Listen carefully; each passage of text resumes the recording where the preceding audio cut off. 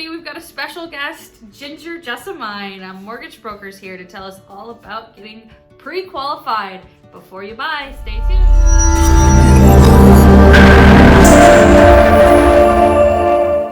Hey, what's up everybody? Welcome back to Kamloops Country Living, my weekly YouTube video series. Today Ginger's with me. Yeah, we'll just dive right in. So picture this. You're scrolling through Facebook and you find like the perfect home that you and your family want to move into next.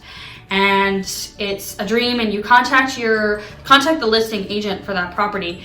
And you say, you know what, yeah, let's look at that one, and then why don't we see like 3 or 4 more. And then a few months go by, you've looked at dozens of properties, and then you finally find the one that's right for you. You make an offer, you make it subject to financing, and a couple weeks later, no financing for you. So, long story short, hearts are broken and time is wasted. So that's why Ginger's here today. We're going to talk a little bit about pre-approval. Yeah, so to avoid the situation that Libri has just mentioned, that's why it's so important to talk to a mortgage broker first and get pre-qualified. I don't really like the word pre-approval, if I'm being honest, just because people can get confused and interpret that as meaning, okay, I'm approved, nothing can change this, I'm good to go. So I like to use the word pre-qualified. Yeah. It's just a little bit more accurate. And so there is a lot more that goes into it than just your income. Exactly. So I usually tell people there's 4 things that go into qualifying for purchase of a property. One being your income, which is super important, but also the property itself, the size of down payment you have, and then your credit history and your debt load that you currently carry. Yeah, and you know what? You're bang on with that, Libri. When we sit down to talk about what you can afford, we are going to talk about your income. We are going to talk about your down payment. We are going to talk about all of your current monthly debts and how that affects how much you qualify for. We're going to talk about your credit history. Those are the key components that go into getting pre-qualified. However, there is a lot more that we're going to discuss during the pre-qualification process, that things maybe people don't even know about, such as closing costs. Mm-hmm. Right, so closing costs. So things like fees for the lawyer or notary, depending on which you choose. Property transfer tax is usually on the buyers. Any adjustments for property taxes, whether the sellers have already paid or haven't paid yet. You're going to need an inspection. There's fees associated with that. And as well, if there's an appraisal needed, the lenders will more and more often I find are asking for appraisals. So there's fees with all those things and can't typically be wrapped into your mortgage, right? So yeah, that's correct. Those are costs that you're going to have to save for in addition to your down payment, and they're not going to be rolled into your mortgage. They are paid out of pocket. Exactly. Okay, so what are some other things that you touch on in the pre-qualification process? Good question. I think one of the major ones is your credit bureau and your credit history. Yeah.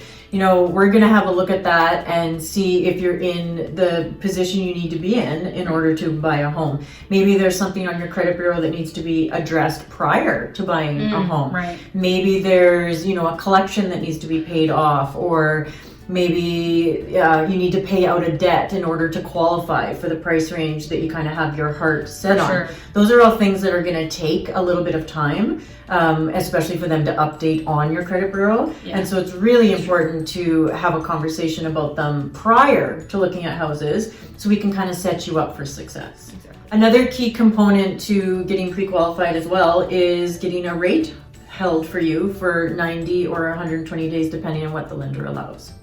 Right, but what if rates go down?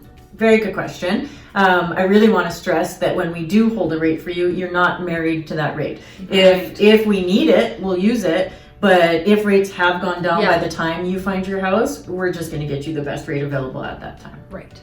Okay, so we talked about their income and their down payments and their credit history, everything like that. They've come to you, they've done all the paperwork, they filled everything out, they're pre-qualified. Nothing can stop them now, right? I wish that were true, but there are actually a ton of things that people can do to screw this whole process up and kind of shoot themselves in the foot. Right, so the property itself could be the kicker. It could be the thing that screws up the whole deal, right? Yeah, that's true. And it's not just the borrower's information that the lender is approving, Exactly. it's the property itself. Right. So, and then besides the property, what else? What are some other common mistakes? Honestly, I think the biggest one is please do not go out and quit your job after we have you pre-qualified and you're looking for houses. Just because you've given me your employment information and we've pre-qualified you, if there's any changes to that, it will affect your approval. And little known fact that a lot of people don't know is that once you do have that accepted offer on a house and we submit you for official financing, more often than not, lenders will actually physically call your place of employment to verify all those details that you've provided me. Yikes. Yeah, don't quit that job. And maybe don't go out and buy that fancy new boat or that fancy car to go in your brand new garage. Also a good point. Please don't do that. In fact, don't apply for any credit at all, right, in any way, shape, or form without speaking to your mortgage broker first to make sure that it's going to be okay. Yeah, big time. And don't spend your down payment before you've spent your down payment on your house, right? You'd think that one was obvious, but it has happened. You have that savings put aside for your down payment and your closing costs.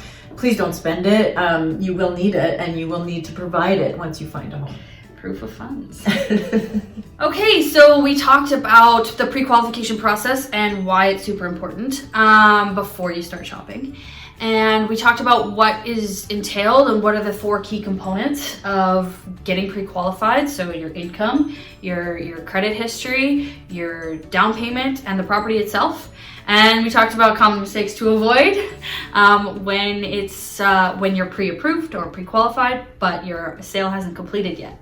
So yeah, Ginger, thank you so much. What are some ways people can reach you if they want to get pre-qualified? Thanks for having me, Labrie. Just head on over to my website, gingerj.ca. It's just gingerletterj.ca. And all my contact info is on there, and I would be more than happy to help people get pre-qualified before they start looking at homes. Perfect. Well, thanks for watching, everybody. Be sure to leave a comment if you have any questions, and stay tuned for the next one.